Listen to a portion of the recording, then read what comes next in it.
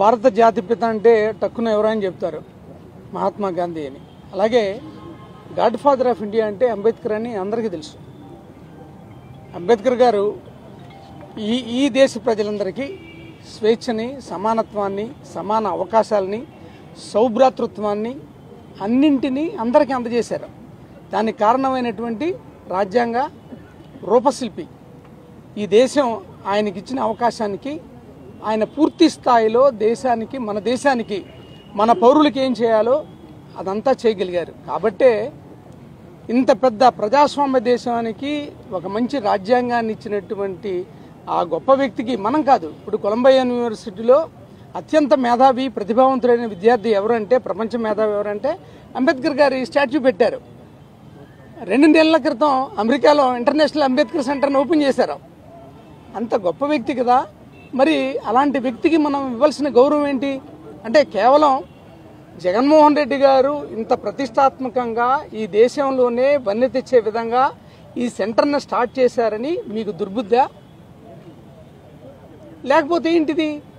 ఆయన పెట్టాడు కాబట్టి, ఆయన చేయించాడు కాబట్టి, ఆయన మీద ఉన్నటువంటి మీకున్నటువంటి వ్యతిరేకతని ఈ మన అంబేద్కర్ గారి మీద చూపిస్తున్నారని అనుకోవాలి కదా.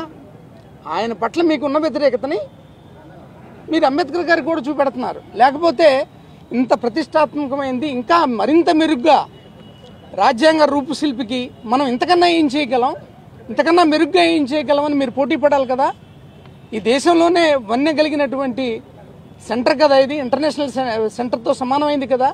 మరి మీరు నిర్లక్ష్యం చేస్తున్నారంటే మీరు అంబేద్కర్ గారిని నిర్లక్ష్యం చేస్తున్నారా, లేకపోతే జగన్మోహన్ రెడ్డి గారి మీద ఉన్నటువంటి మీకున్నటువంటి వ్యతిరేకతని ఈ రూపంలో చూపిస్తున్నారా? దీన్ని ప్రజలు ఎట్లా అర్థం చేసుకోవాలా? ఇది ఒక టూరిజం ప్లేస్గా గవర్నమెంట్ డెవలప్ చేస్తే ఇది అందరికీ ప్రజల సొమ్మే కదా, ఎవరి సొత్తో కాదు కదా. జాతి సొత్తు, అందరి సొత్తు. అంబేద్కర్ అందరివాడు.